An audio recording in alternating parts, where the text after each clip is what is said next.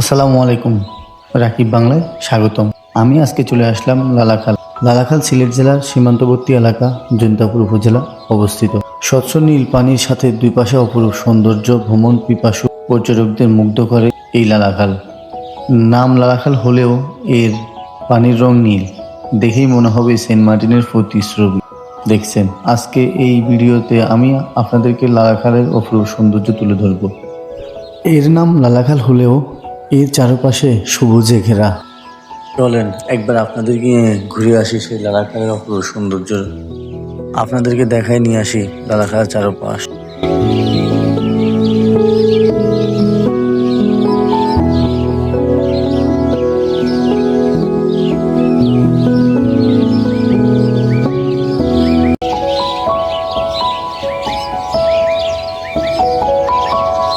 মূল ভিউ চা বাগানের, তো দেখতে থাকেন। আসলে আমরাও আসছি তাই আপনাদেরকে একটু দেখাই। এটা হচ্ছে আপনার সিলেট লালাখাল।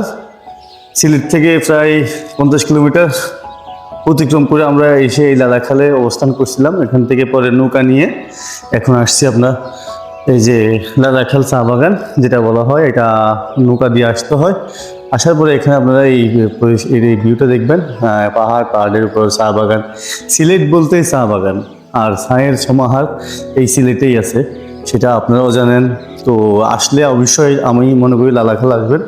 নৌকা দিয়ে আসতে যে একটা ফিলিং, সেটা আপনাদেরকেও দেখাবো ইনশাআল্লাহ।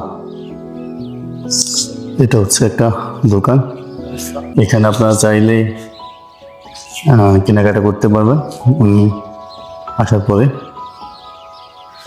লালাখাল চা বাগানের একদম ভিতরে ইন্ডিয়ান পণ্য, বাংলাদেশি পণ্য সব পাওয়া যায় এখানে।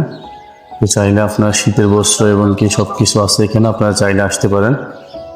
আশা করি এখানে উনি হচ্ছে লালাখালের ভিতরে চা বাগানের মধ্যেই এই দোকানটা। সবুজ শ্যামলে এই লালাখালের ভিতরে যে দোকানটা দেখা যাচ্ছে, একটু আগে যে ভিডিও দেখাইলাম, এই পাশেই ধান চাষ করছে।